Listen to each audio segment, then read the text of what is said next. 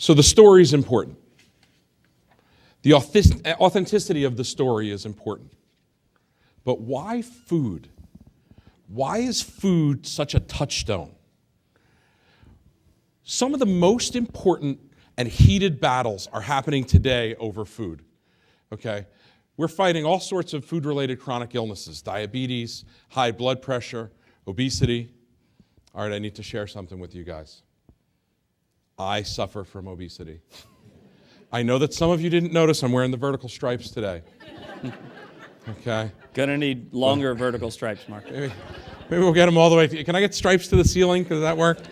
Anyway, so these are real issues that people are concerned about. There are battlegrounds being formed over organic, genetically modified organisms, sustainable, cage-free, hormone-free, what's allowed to be on the label, what's not allowed to be on the label. There is a huge debate going on over high fructose corn syrup that we're going to get into in a little minute. The school lunch program, okay, Jamie Oliver's moving and shaking the school lunch program. Food is very intimate, okay? We take it into our bodies, okay? And we think, and people are beginning to think even more than they ever have about the provenance of the things they put into their bodies. That, by the way, is my grandmother, Catherine Lombardi. She was real, even with that hair. Who would make that up? The 70s were a tough time, guys. Okay, that's all I'm saying. But I remember the words that my grandmother said to me, and she said these words to me more than once. Don't put that in your mouth. You don't know where it's been. Sometimes it was a penny or a rock or whatever. But I think we all can understand where we're going with this. You know, it's important that you know where your food has been and where it comes from, and people are caring more and more about that. So, back in 2007, a couple of gentlemen, Kurt Ellis and Ian Cheney, did a documentary about food. And the name of the documentary was King Corn. And what they did is they examined the actual corn in the carbon of their body. They examined the amount of corn in the fiber of their body, in the carbon.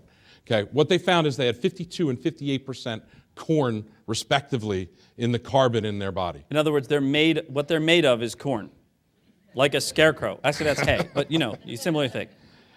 So, after doing the documentary, they decided to change their habits a little and see if they could change that.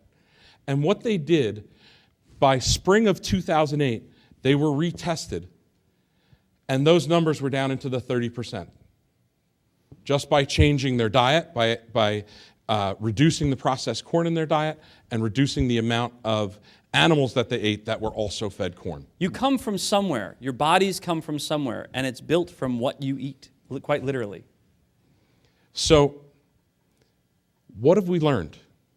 You literally are what you eat.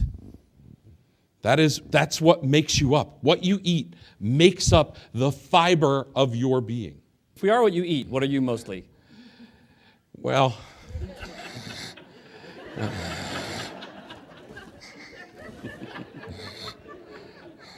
Mark likes bacon a lot. Hey, did somebody over here make a mother-in-law joke? What was that? So, my favorite food in the world, clearly, pig. Clearly. But this is not just any pig, okay? This is a very, very special pig. This particular pig is a pig called the pata negra, okay? And he's indigenous to a region of northern Spain where they take these pigs, and if you're born at a certain time, you're raised conventionally on a farm and you're fed a conventional grain diet, and you make some really, really delicious ham and pork. And that ham is called jamón ibérico. And it's wonderful. And fairly expensive. Very expensive, we'll even say. But if you're born at just the right time and you're one of these pata negra pigs from northern Spain, black-footed pigs from northern Spain, you get to be the jamón ibérico de Bolota. You get to in this wonderful forest of acorn and oak trees. A tended forest, an oak forest. It's tended forest, and you get to feed on the wild edibles in that forest, but primarily you get to feed on acorns. And that's why you have to be born at just the right time, because the acorns have to be prevalent. And these pigs love these acorns. They eat pounds and pounds and pounds and tens of pounds and hundreds of pounds of these acorns. Can make up 60% of their diet. From this forest. Now, what does that do? Well, we have the first pig who makes a lovely, lovely ham, the hamon iberico. Okay? That ham, bone out, about a 9-pound ham, costs $700. Okay? A very expensive ham. But the hamon iberico de Bolota, which is the acorn-fed ham, that same ham, bone out, 9 pounds, is $1,100. Okay, the most expensive ham in the world and the most prized ham in the world. But let me tell you about the hamon iberico de Bolota. Okay? When you slice the hamon iberico de Bolota just paper thin, just the way you're supposed to, and you lay it on a plate, you can immediately see the hamon iberico de Bolota begins to glisten. The fat begins to glisten. Okay? The fat is higher in omega-3s and has a lower melting point. Okay? So what happens when we put that hamon iberico in our mouth? Well, we get that beautiful ham, salty pork, umami finish, and it's really, really delightful. And, well, you want to talk about the dynamic contrast? But something else happens. The fat from that animal begins to literally melt in your mouth because it has such a low melting point, because of the specific breed and the way this pig was fed. So there's a gentleman who was on our show a couple of years ago, a guy by the name of Dr. Stephen Witherly. Very, very smart guy, smarter than I am. Neuroscientist who's done more work than anybody else in studying how the human brain perceives flavors. His book is called Why Humans Like Junk Food. It's tremendous. And one of the things that he talks about being the most pleasurable things that you can eat, put in your mouth, are things that change texture in your mouth. It's why things that go from solid to liquid, for instance. It's why ice cream, that really, really hard ice cream from the back of the freezer, that's not how they serve it in ice cream shops. They serve it in a cooler freezer so that it's just about to melt when you put it in your mouth. That change is innately pleasurable to human beings. Just one of the most pleasurable things a human being can have. So that hamon iberico de Bolota literally melts on your tongue. Well, now you know that story. Now you're part of that story. Now, what's the difference between these two pigs? Okay? The difference is what they ate, and $400 a ham. Okay?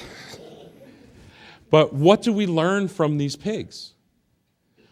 We learn, as carnivores, not only are we what we eat, we are what we eat eats. And that's really taking the supply chain all the way back to the beginning. My existential question to you all is, what's the difference between you and a pig? And the answer is... In my case, I am 52% bacon. We've already established that, right? What's the difference between the rest of you and a pig? And the difference is, you don't taste as good. I probably taste pretty good. Do you guys remember that movie Alive? I would have been looking over my shoulder every 2 seconds. Mark, I don't know if you remember this, but this is very strange that you mentioned this. Kevin Bresnahan was in Alive. Kevin Bresnahan, the white bean guy, the white bean was guy in the movie Alive. Was in the movie. He's the guy who said, and his famous line was, "I can't take it anymore, man. I can't take it anymore." And that was it. That was his claim to fame, most famous line he ever had. Lived off that line for like 4 years, right? But the difference between you and a pig is not much, and I don't mean that as an insult. But why would you take it that way? But the pig, when you cut into it from across the room, you can look and see that the very stuff that makes up that pig, the muscle, the fat, the fluids in that pig are different because solely of what it ate. The two guys from King Corn changed what their body was made of by changing what they eat. I know we have a soul that comes from above and we have different feelings about all that, but your body comes from the food that you eat. That's real. Okay? And so if we are what we eat, and food is so intimate, and we define ourselves, and see, that's why these people are so concerned about this story, and why food is a great place to start being concerned about sustainability and responsibility. It's because wherever this pig came from, happy farms or sad farms, it's becoming a part of me. What that pig ate, how it was treated, becomes a part of me. And so that's our personal story, the foodie's personal story. But I think there's another thing that we really need to talk about and why this is so important, and why this movement is gaining traction, and why this movement is at the center of community.